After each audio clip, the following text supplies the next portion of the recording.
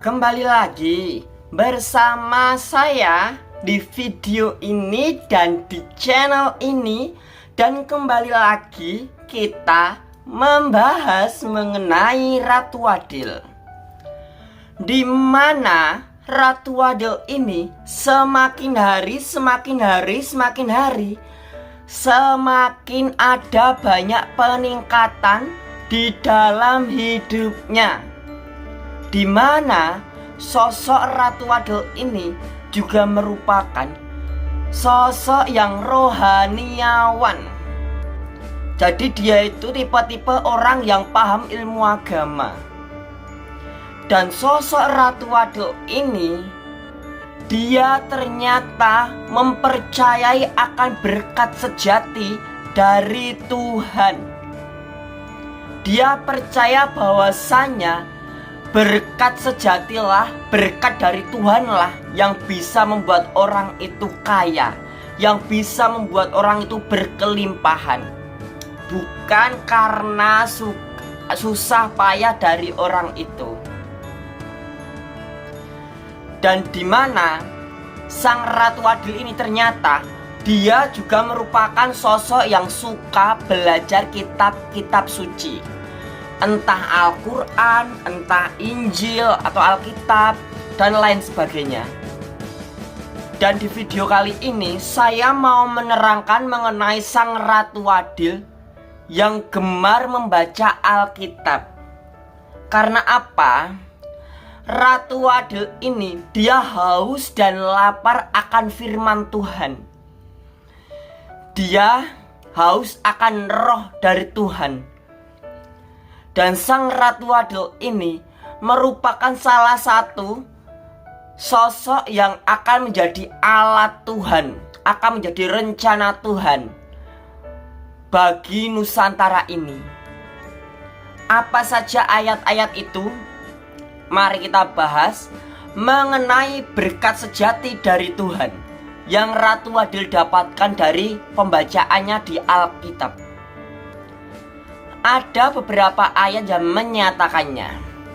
Yang pertama itu terdapat di kitab Amsal pasal 16 ayat 20 yang bunyinya, siapa memperhatikan firman, siapa memperhatikan firman akan mendapat kebaikan, dan berbahagialah orang yang percaya akan kepada Tuhan. Dan berbahagialah orang yang percaya kepada Tuhan. Jadi orang yang memperhatikan firman, dia membaca firman, lalu dia memperhatikan firman itu, dan dia akan lebih berbahagia lagi bila mana dia takut akan Tuhan dan percaya akan Tuhan. Karena apa? Karena takut akan Tuhan adalah dasar utama. Yang kedua terdapat di dalam Amsal pasal 2 ayat 7 yang menyatakan, ia menyediakan pertolongan bagi orang yang jujur, menjadi perisai bagi orang yang tidak bercela lakunya. Jadi Tuhan Allah itu menyediakan pertolongan bagi orang jujur.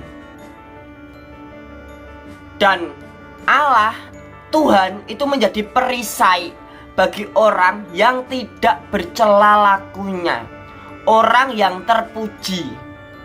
Jadi Allah, Tuhan itu adalah perisai bagi orang-orang yang terpuji. Lalu yang ketiga, di dalam Roma pasal 12 ayat 14, berkatilah siapa yang menganiaya kamu, berkatilah dan jangan mengutuk. Karena apa? Kita percaya berkat-berkat yang kita dapatkan itu dari Tuhan. Dan bila mana ada yang menganiaya kita, ada yang mencurangi kita, ada yang berbuat jahat pada kita, ada yang mengutuki kita, ada yang mengolok-olok kita, maka perbuatlah kebaikan kepada dia, berkatilah dia, supaya dia sadar kalau kita itu bukan golongan dunia ini. Kita bukan golongan dunia ini yang semakin hari semakin gelap, semakin hari semakin kelam. Karena kita adalah golongan keluarga Allah. Kita golongan dari kerajaan Allah. Kita ada di bumi ini sebagai orang asing, sebagai pendatang. Tapi kita adalah anggota keluarga kerajaan Allah, bukan di bumi ini. Maka dari itu, dengan kita memberkati orang-orang yang berbuat jahat kepada kita, dengan kita memberkati mereka yang mencemooh kita, maka dengan sendirinya perlahan-perlahan dan perlahan mereka akan sadar bahwasanya perbuatan yang mereka lakukan kepada kita itu salah. Karena apa? Kita sendiri mau memberkati mereka, padahal mereka jahat, padahal mereka kejam, padahal mereka itu hitam, mereka kelam. Kita sendiri mau memberkati mereka, padahal kita selalu dijahati, dicurangi. Jadi kita harus selalu memberkati, entah kepada orang yang baik ataupun jahat. Karena apa? Berkat yang kita terima dari Tuhan harus kita salurkan kepada saudara-saudara kita sesama manusia, supaya kita bisa menyatakan kasih karunia Tuhan, bisa menyatakan kemuliaan Tuhan. Karena yang berkat kita terima itu bukan dari usaha kita, itu bukan dari susah payah kita, itu semua semata-mata dari kebaikan Tuhan.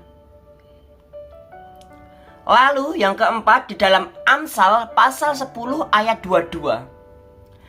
Berkat Tuhanlah yang menjadikan kaya, susah payah tidak akan menambahinya.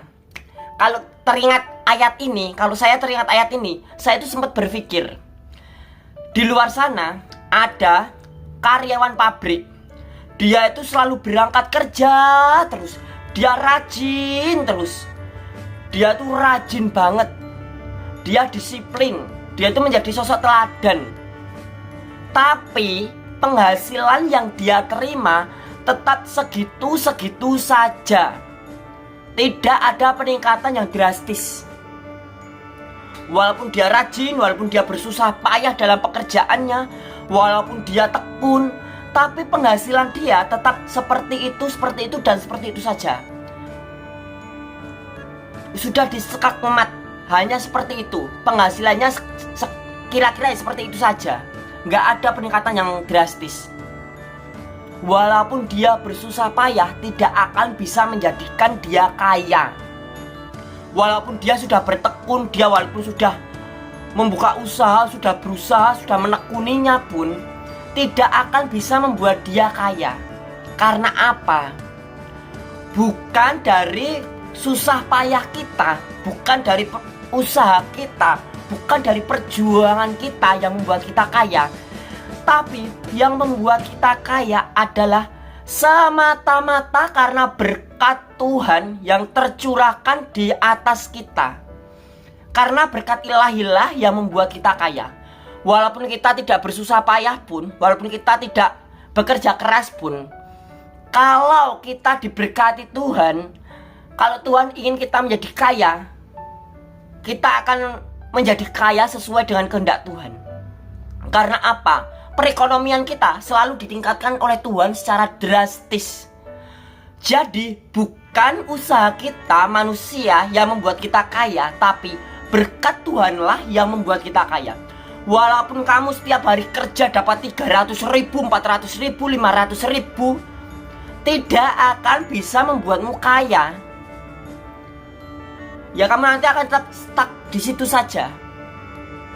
Tapi ada juga orang yang dia tidak terlalu susah payah, dia santai menjalaninya. Tiba-tiba dia bisa menjadi orang kaya. Karena apa? Karena berkat Tuhan tercurahkan di dalam hidup dia. Semata-mata karena kemurahan hati Tuhan sendiri. Lalu yang kelima, Di dalam Matius pasal 5 ayat 8 dikatakan, berbahagialah orang yang suci hatinya, karena mereka akan melihat Allah. Jadi Allah, Tuhan itu hanya ingin dilihat atau ingin dirasakan atau mengikuti kehidupan seseorang yang suci hatinya. Kalau hati dia tidak suci, Tuhan tidak akan berkenan di dalam hidup dia. Kalau hatinya suci, hatinya bersih, dia orang baik, barulah Tuhan akan terjun dan akan turun langsung membantu dia, menopang dia. Karena Tuhan berkenan kepada orang yang suci hatinya. Itu kilasan video kali ini. Jangan lupa untuk selalu like dan subscribe video ini.